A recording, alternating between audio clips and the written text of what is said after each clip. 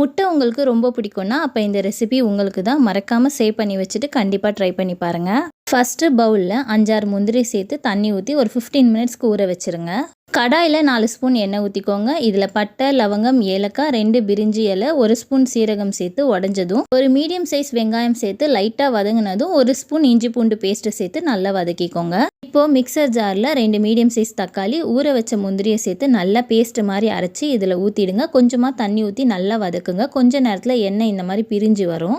இதில் 1/2 ஸ்பூன் மஞ்சத்தூள், 1 ஸ்பூன் மிளகாத்தூள், 1 ஸ்பூன் தனியாத்தூள், 1 ஸ்பூன் சீரகத்தூள், 1/2 ஸ்பூன் உப்பு சேர்த்து லைட்டாக மிக்ஸ் பண்ணி 1 கப் தண்ணி ஊற்றி நல்லா கொதிக்க விடுங்க. கொஞ்ச நேரத்தில் நல்லா திக்காகும். இந்த ஸ்டேஜில் 1/2 ஸ்பூன் கஸ்தூரி மேத்தி, 1 ஸ்பூன் கரம் மசாலா, 2 பச்சை மிளகாய் சேர்த்து 5 மினிட்ஸ் கொதிச்சதும் 3 முட்டையை ஒன்று ஒன்றா சேர்த்துட்டு லைட்டாக மிளகுத்தூளும் கொத்தமல்லி தூவி தட்டு போட்டு மூடி 10 மினிட்ஸ் அப்படியே வேக விட்டுடலாம். அவ்வளோதான், டேஸ்டியான எக் லவாப்தர் ரெடி. இது சப்பாத்தி வெரைட்டி ரைஸ்க்கு சூப்பராக இருக்கும். ட்ரை பண்ணி பாருங்கள்.